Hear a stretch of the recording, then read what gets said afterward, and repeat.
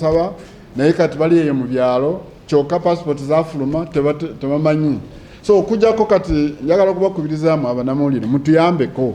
Omuntu yenna yateekamu okusaba passport n'asasula n'ajja ku internal affairs ne tumujjako. Walimu okwemulugunya kungi ku bumenyi bw'amateeka naye nga security ebitongole ebikuuma ddembe netubagamba nti tetutudde era netusalawo nti tujja kuba tubawa updates ku bikwekweto bye tukola kubanga tetuyinza kukkiriza obumenyi bw'amateeka okugezaako okutuyinza. Era twakola ebikwekweto okuvanga 16 paka jo ate bino ebikwekweto bikyagenda maaso. Tujja kusigala nga tubikola nga tutagetinga abamenyi b'amateeka mu bufoofo mwe babeekwese, mu bufo mwe bagenda ne baleesa enjayi, nabo abatunda enjayi. So twakola ebikwekweto mu wiiki eno ne tukwata basuspects 195 naye n'omusobyo kubanga waliwo n'endala statistics zenyiza okubanga saakapitalinze nga mu Kampala Metropolitan East. Kampala Metropolitan East ekitebe kyayo kiri ku Jinja Road, yetwala ebifo byonge bya Mukono, zi Nagalama, yetwala Jinja Road area gye mulaba ebifo bingi.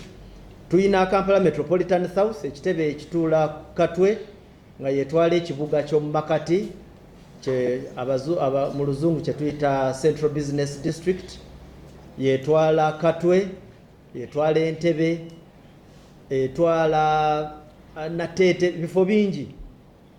So mu Kampala Metropolitan East ne South alone twasobola okwata abantu abataka wansi wa 700 betutebereza mu bumenyi bw'amateeka mu operations zetukoze mu week.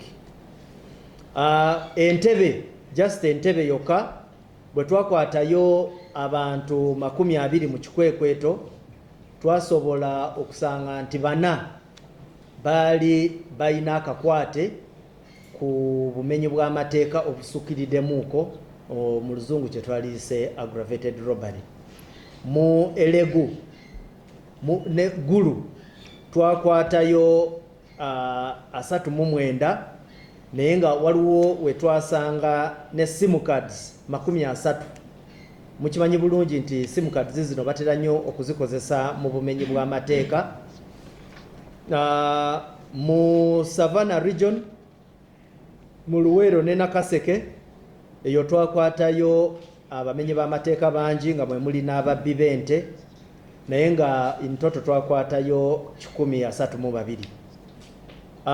Waliwo abazeebe mulugumya ku Nakawa ne Lugogo area ku Bitaala, awo twakwatawo 4 ate bwe twabakwata twabasanga ne parts oba ebitundu by'emmotoka especially side mirrors. Era nadde nsabye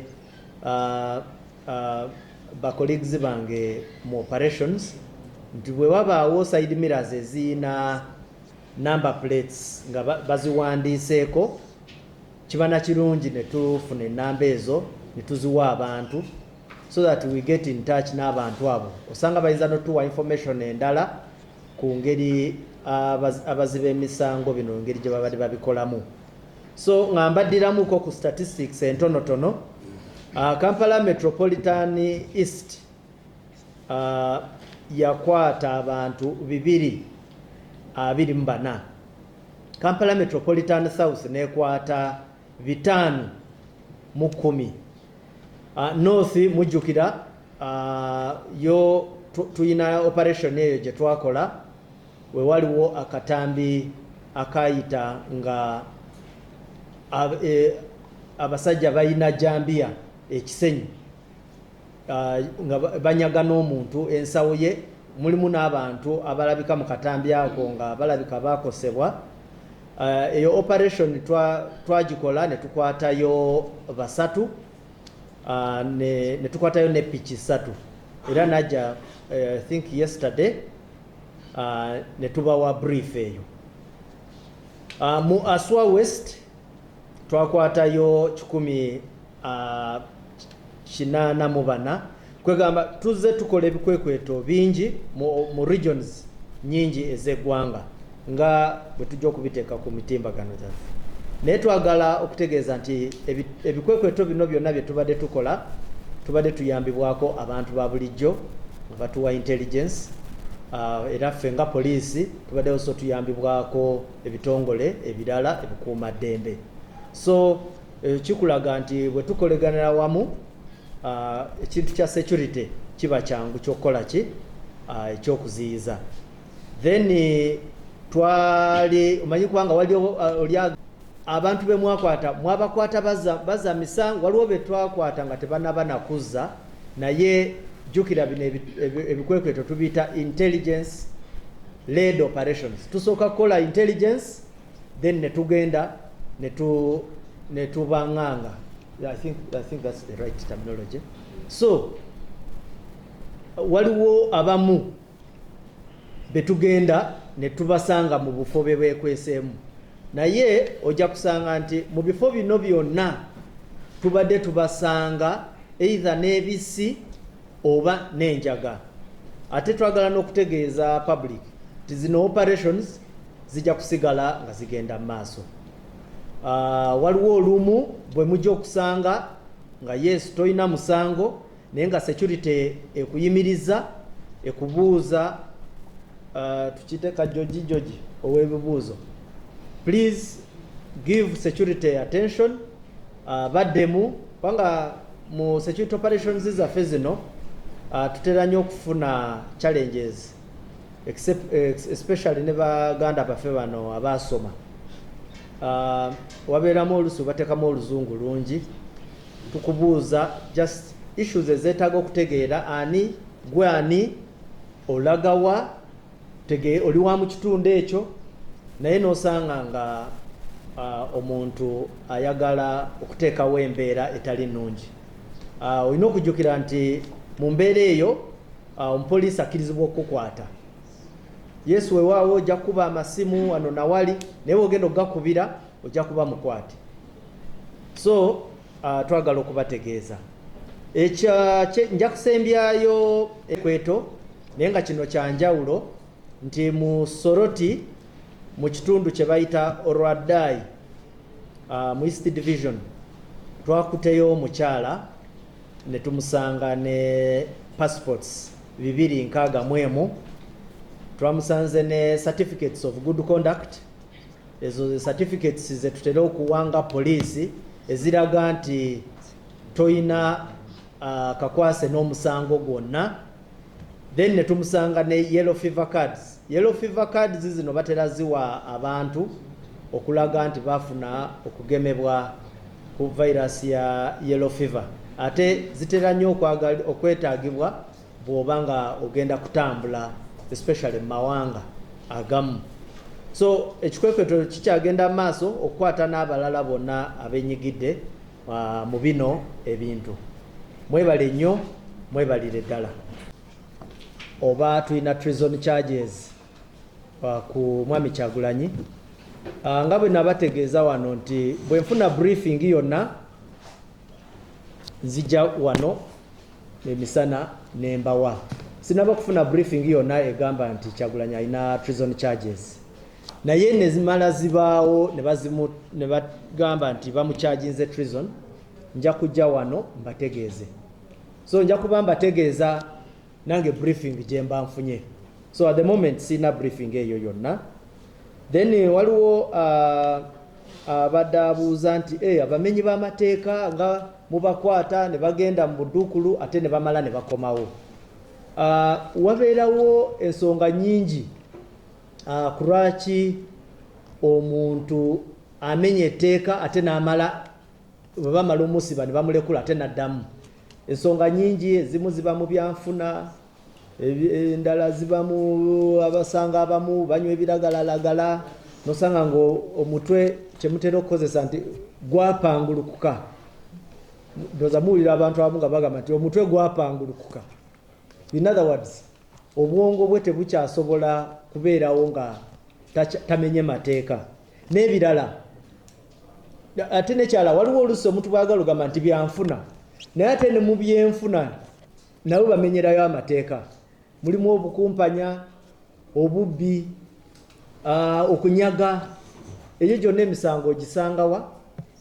Era ne bwokola research, abakoze research ku bumenyi bw'amateeka, abamenyi b'amateeka abasinga obungi baba 1 nga ba myaka mito, 2 nga tebalina mirimu. Naye ate n'ab'emyaka emikulu n'abalina emirimu nabo mu statistics ezo obasangamu.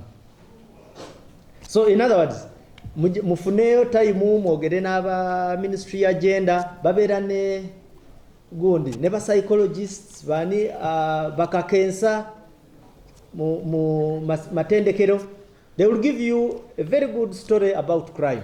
Naye naffe buli bwe tufuna obudde ne tubeera ku mitimba mu studios zammwe tusobola okuwayaamu. Naye kati wano for the purpose of the press conference just kambaweemu that short brief.